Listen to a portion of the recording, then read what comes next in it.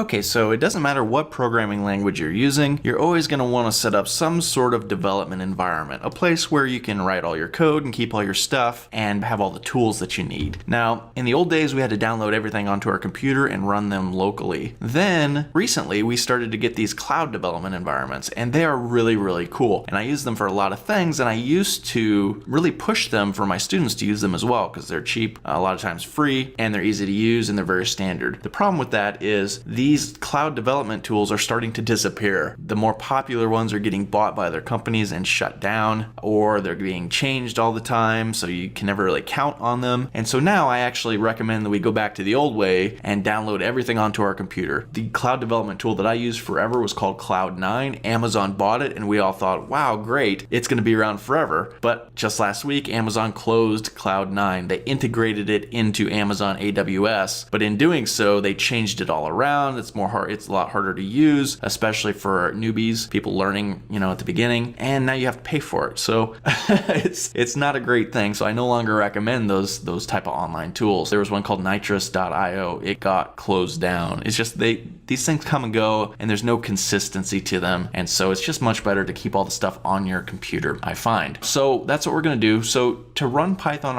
on our computer, we need to download Python and install it. But we also need something called a text editor. And that's where we're going to be actually writing our code. And there are tons of text editors you can choose from, many, many free options. But I'm going to suggest Sublime Text. It is a very standard sort of computer programming text editor, and it has all the bells and whistles that we need. It's completely free. You can pay for it. I think they ask you for donations or something in order to support it, but you don't have to. At the time of this video, we're on Sublime Text 3. I am either running version 2 or 3. It really doesn't matter which version you use. Whatever the current one is will be fine. So go ahead and download that. Come to the website. I just Googled it, and it's sublimetext.com. Click the download link. Choose your version, OS X, Windows 64. I'm not really sure what the difference between the Windows and the Windows 64. Maybe this one is 32-bit, but that doesn't seem right because there really aren't a whole lot of 32-bit computers left. But I would probably click this one or maybe this Windows 64-bit version. It is bold after all. And just download this file to your computer, and then when it gets done downloading, just double click it to install it. I've already installed it on my computer, so I'm not going to go ahead and do that again. Sublime Text, very popular.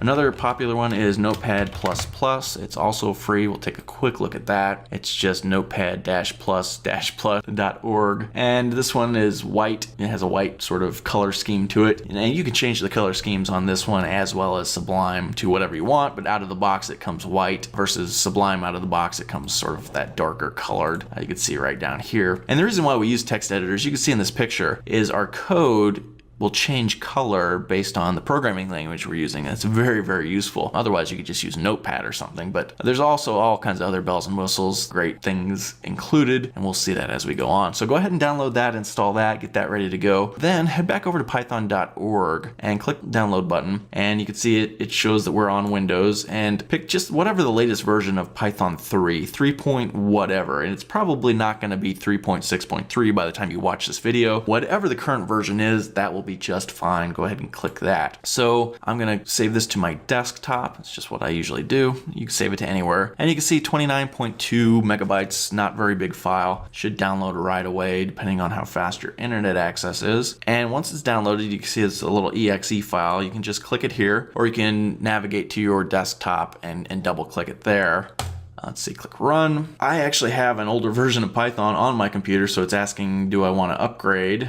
And I'll click yes, and it's installing. Now this will install all kinds of stuff on your computer. You will get an IDE, which is an integrated development environment. We're not going to use that. You can if you want. And it looks like we're downloading a 32-bit version. I don't know if there even is a 64-bit version. Doesn't really matter for our purposes. For most purposes, this is probably going to be just fine. And it will also download some documentation that you can read and all kinds of good stuff. So I'm going to go ahead and pause this video while it goes ahead and installs, or we'll just sit here and wait for a second. It should install very, very quickly. You may have to restart your computer, but probably not. And this is completely free. You don't have to pay for this. This is all open source and all that good stuff. So you could just download it and start running it. And so that's very, very cool. See, we're downloading the documentation or installing the documentation, some utility things. And once this installs, if you want to look at all the stuff that it downloaded and installed, you can go to your Windows Start menu and click the Start button. And then in the little find bar at the bottom, just type in Python and you'll see a list of all the good stuff that was installed. We're not going to use any of that directly. We'll use it indirectly, and I'll show you how we do that